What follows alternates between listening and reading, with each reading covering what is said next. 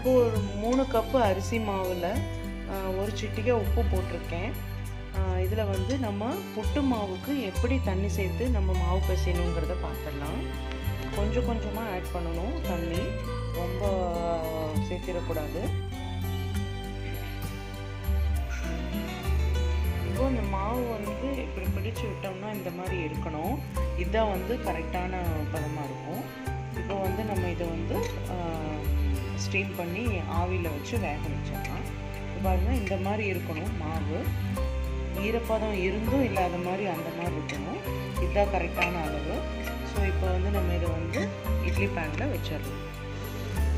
இப்போது இட்லி பேனில் இந்த மாதிரி நம்ம ஆல்ரெடி ஸ்டீம் பண்ணியிருக்கேன் தண்ணி.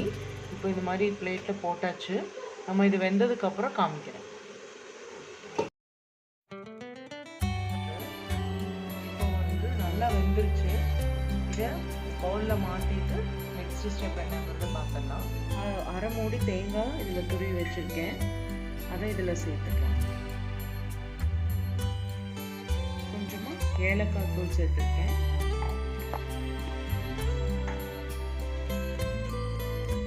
இதில் ஒரு அரை கப் அளவுக்கு நாட்டு சர்க்கரை சேர்த்துக்கலாம். நான் ஒயிட் சுகர் சேர்க்கலை, நாட்டு சர்க்கரை சேர்த்துக்கிறேன்.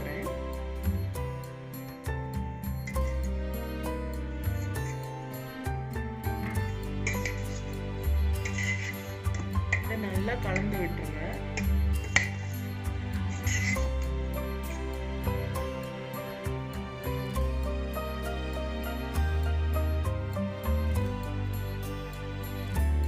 பாருங்க, சூப்பராக புட்டு ரெடி ஆயிடுச்சு. இதை சாப்பிட்டு பார்த்துட்டு டேஸ்ட் எப்படி இருக்குன்னு சொல்கிறேன். சூப்பராக இருக்கு புட்டு. ரொம்ப சிம்பிளாக பண்ணிடலாம். டிஃபன், தோசை, இட்லி மாவெல்லாம் ஒன்றும் இல்லாத டைமில் நம்ம இந்த மாதிரி ஒரு சிம்பிளாக வந்து ஒரு 10 நிமிஷத்தில் ரெடி பண்ணிட முடியும். நீங்களும் இந்த ரெசிபி ட்ரை பண்ணி பாருங்கள். மறக்காமல் என்னோடய சேனலுக்கு லைக் பண்ணுங்கள், ஷேர் பண்ணுங்கள், சப்ஸ்கிரைப் பண்ணுங்கள். ஸோ மீண்டும் பாட்டி சமையலில் அடுத்த ஒரு நல்ல ரெசிபியோடு உங்களை சந்திக்கிறேன். அது வரைக்கும்